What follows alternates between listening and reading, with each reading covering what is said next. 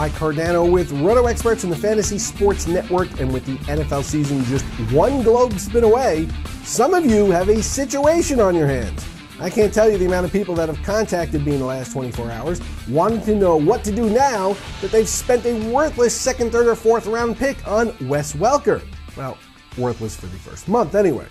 Now, for those of you who are living in a vacuum, according to published reports, the Broncos slot receiver failed a drug test after taking ecstasy laced with amphetamines while at the Kentucky Derby in early May. Yep, that's right.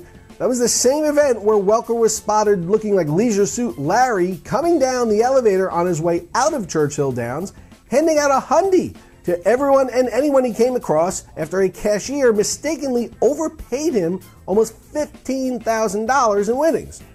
Seems to me that both Welker and his old friend Tom Brady were pretty happy that day.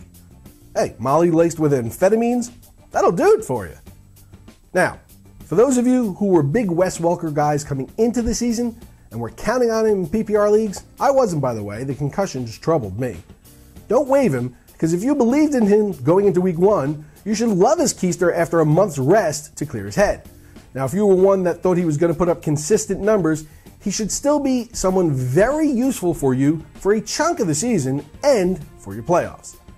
Now, as for what to do in the meantime, look, I don't know who's on your reserve roster or who's on your waiver wire, but if you're looking to figure out where all those touches you thought Welker was going to get are going to go to in the first 4 weeks, well, I'd expect the Broncos to replace him with a combination of tight end Jacob Tamme, who often operates from the slot position anyway, and receivers Andre Caldwell and rookie Cody Latimer.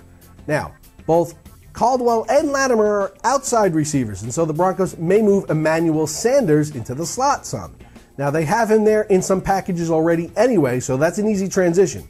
The other option the Broncos have, of course, is to bring along rookie kick returner Isaiah Burst, who is a true slot receiver by trade. Now, my best guess, Emmanuel Sanders probably stands to gain the most, followed by Tamme, Latimer, and Caldwell. And let this be a lesson to you. If you're going to combine and ingest Molly and amphetamines, don't then submit a urine sample to your employer.